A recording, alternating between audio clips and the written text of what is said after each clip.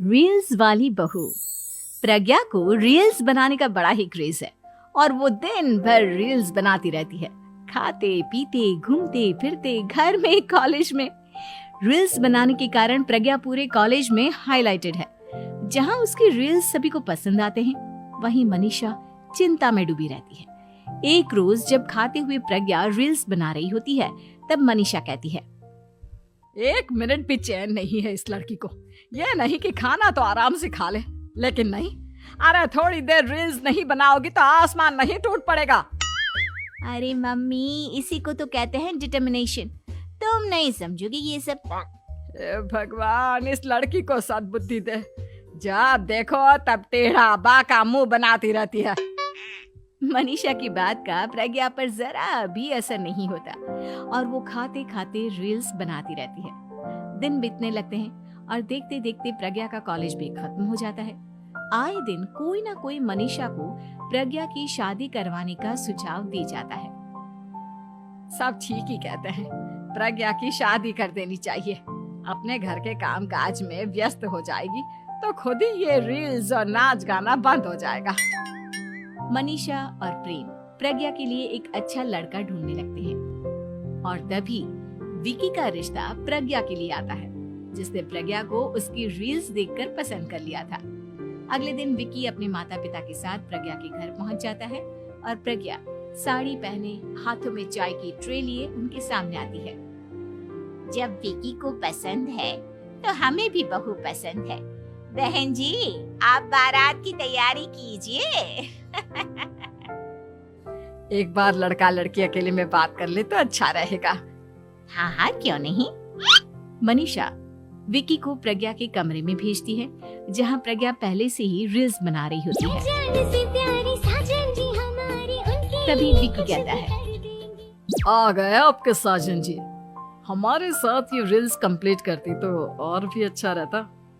अच्छा जी, अब आ ही गए हैं तो बना ही लेती हूँ आपके साथ।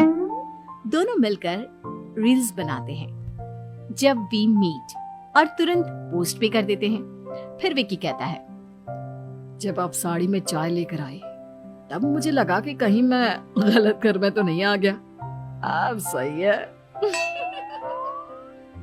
दोनों की शादी पक्की हो जाती है और शादी के दिन भी प्रज्ञा रील्स बनाने से चूकती नहीं। यहाँ तक कि बारात के समय भी नाचते हुए रील्स बनाती है। सभी लोग प्रज्ञा की तारीफ के पुल बांध देते हैं और प्रज्ञा नाचती गाती अपने ससुराल चली जाती है। सब कुछ अच्छा चल रहा होता है। प्रज्ञा यहाँ भी दिन भर हर चीज की रील्स बनाती रहती है।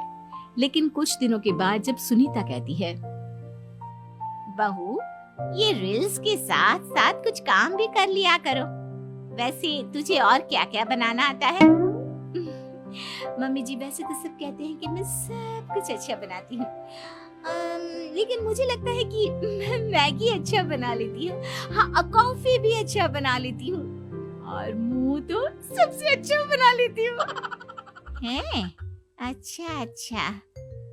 सुनीता अपना माथा पकड़ लेती है और कहती है, बहू, कुछ खाना बनाना भी सीख लेती। मम्मी जी, मैं लंबी प्लानिंग कर रही हूँ। जल्दी ही मैं इतनी फेमस हो जाऊंगी कि मुझे पैसे मिलने लगेंगे। हम दोनों सास बहू राज करेंगे, राज।